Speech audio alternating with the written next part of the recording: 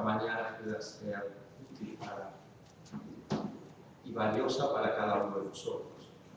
El título de nuestro tema es La hora de la decisión.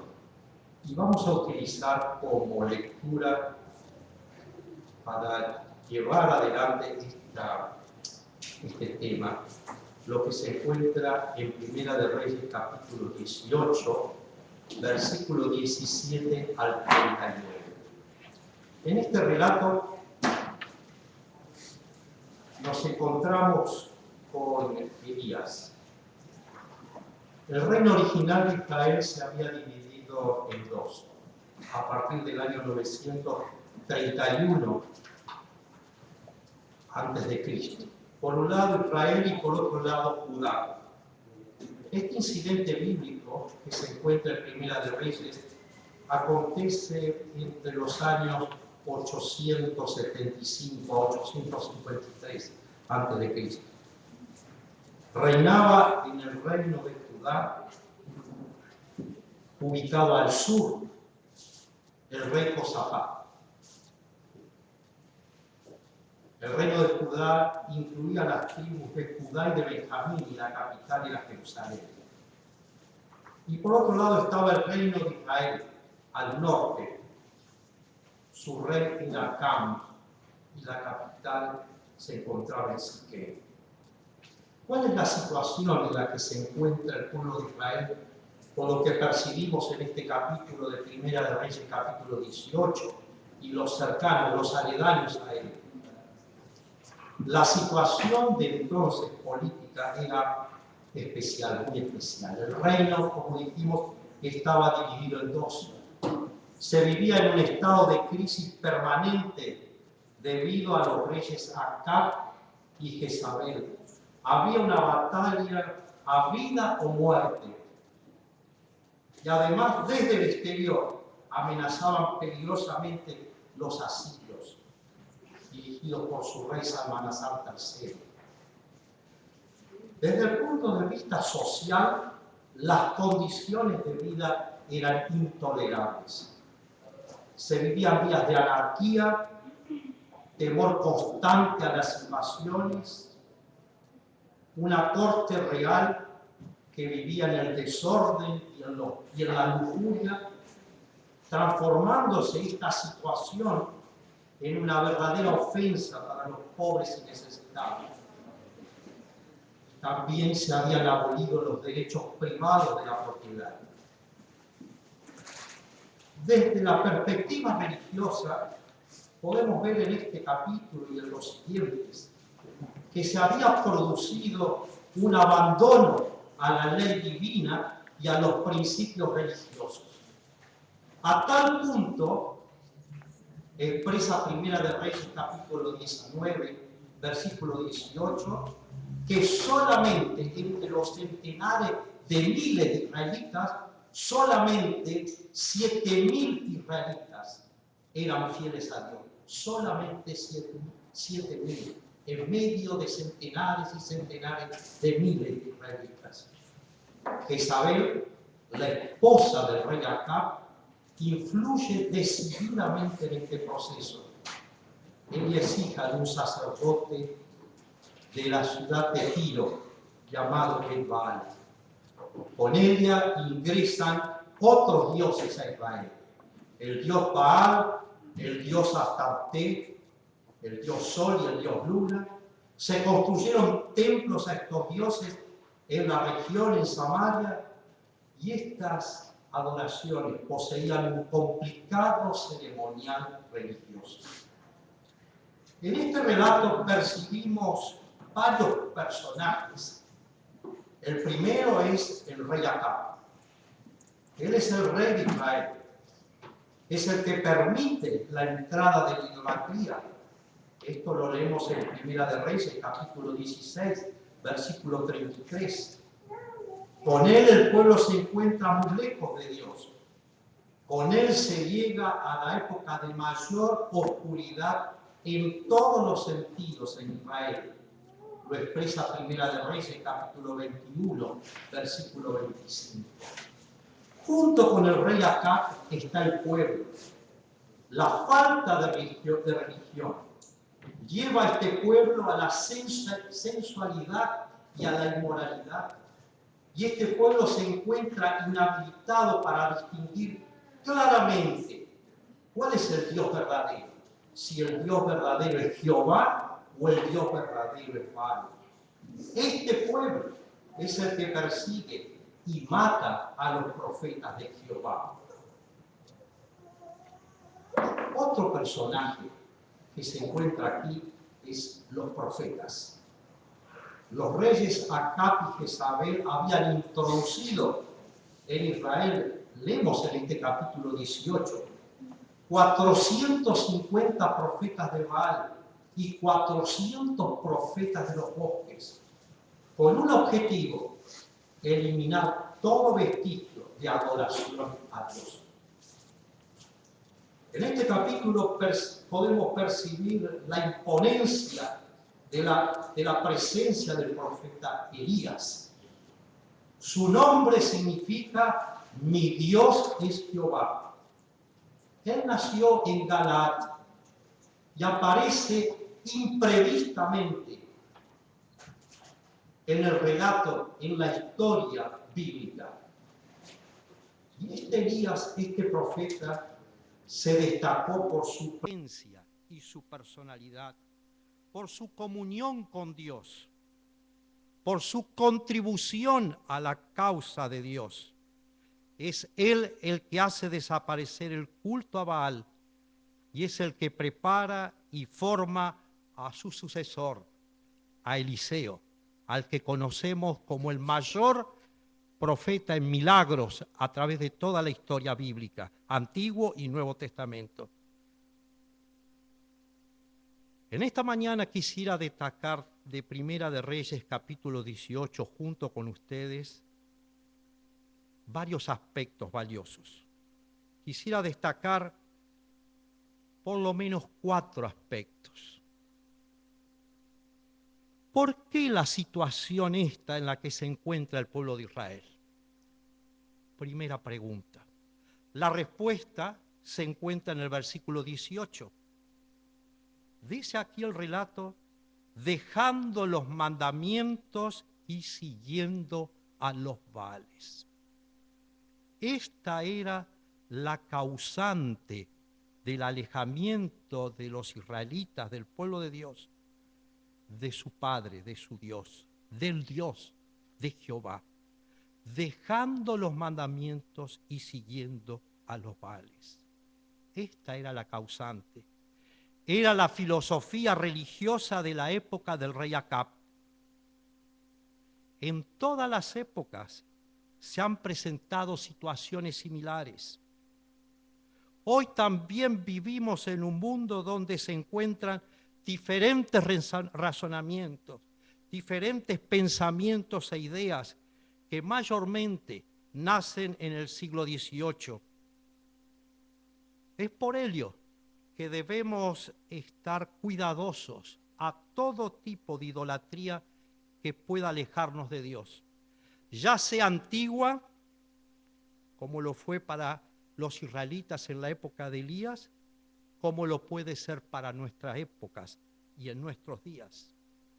Como expresa el apóstol Pablo en Colosenses capítulo 2, versículo 8, mirad que nadie os engañe por medio de filosofías y huecas sutilezas, según las tradiciones de los hombres, conforme a los rudimentos del mundo y no según Cristo.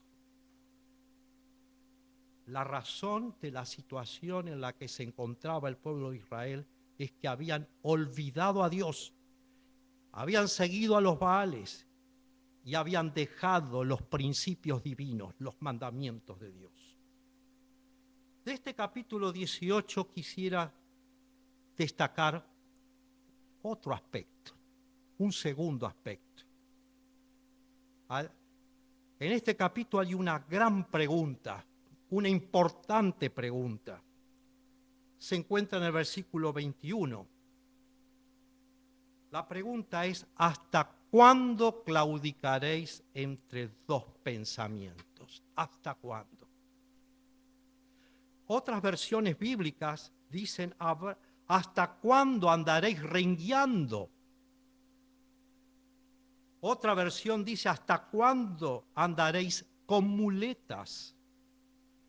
Qué triste situación de un pueblo que fue llamado, según dice Deuteronomio capítulo 28, versículo 13, de un pueblo que fue llamado para ser cabeza en todo lo espiritual y religioso en su tiempo, y no cola. Es que en la vida existen pequeñas y grandes decisiones. Siempre recordamos que hay 3 grandes decisiones. ¿Quién será nuestro Dios? ¿Cuál es la tarea, el trabajo a la que nos abocaremos? ¿Y cuál será o cuál es el compañero de la vida?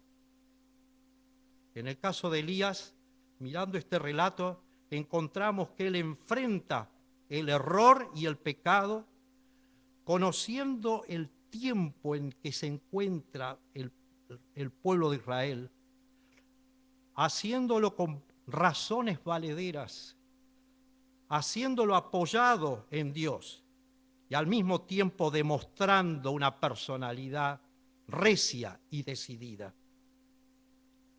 Dios, a través de Elías, estaba buscando y llamando a su pueblo, a cada uno de los israelitas, a cada persona en forma particular. ¿Hasta cuándo claudicaréis? Y el versículo 21 también dice, y el pueblo no respondió palabra.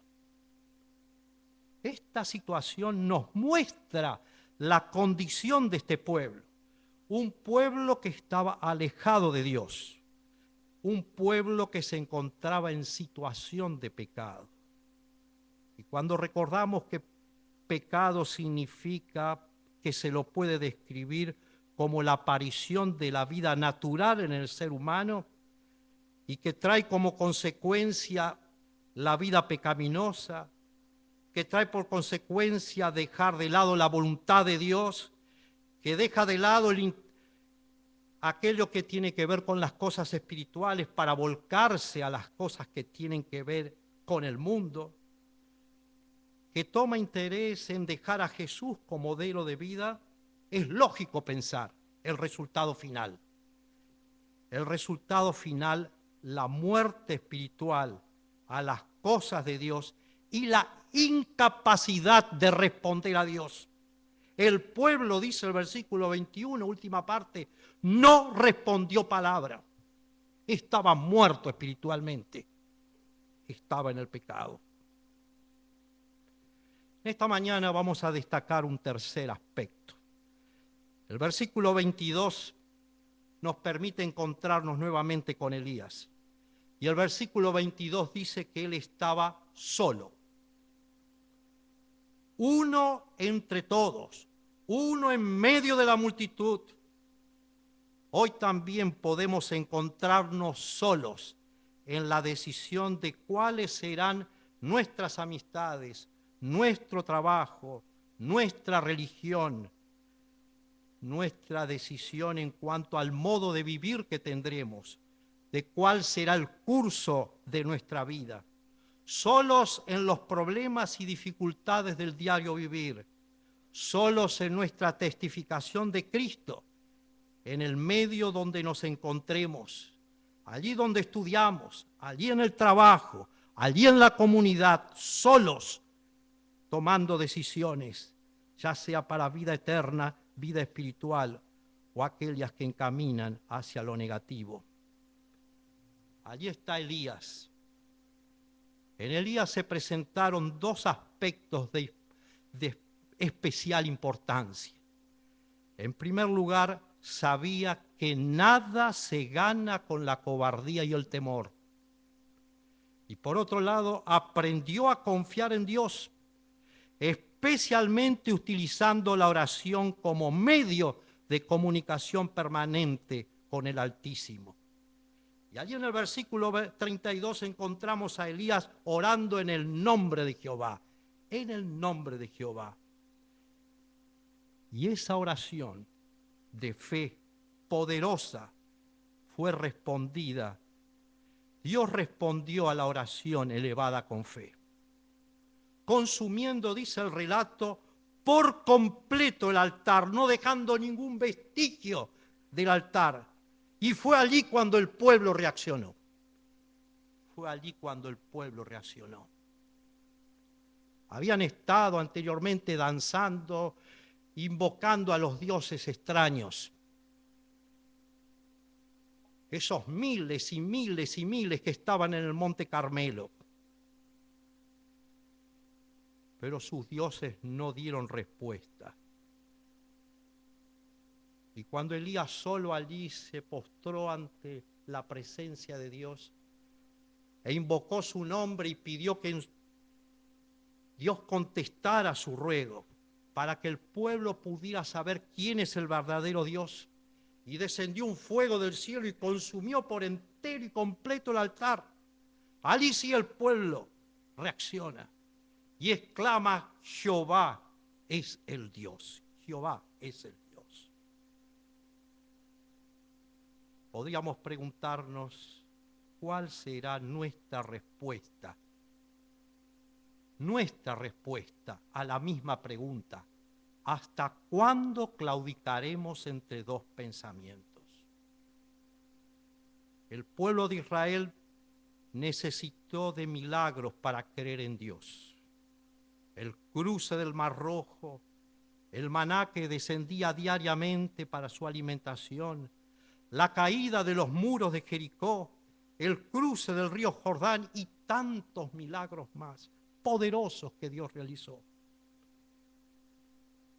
Desde los tiempos de Jesús a nuestros días, la presencia y el poder de Dios se manifiesta mayormente por medio de nuestra relación personal con Dios, por medio del estudio de su palabra y el conocimiento de las Sagradas Escrituras.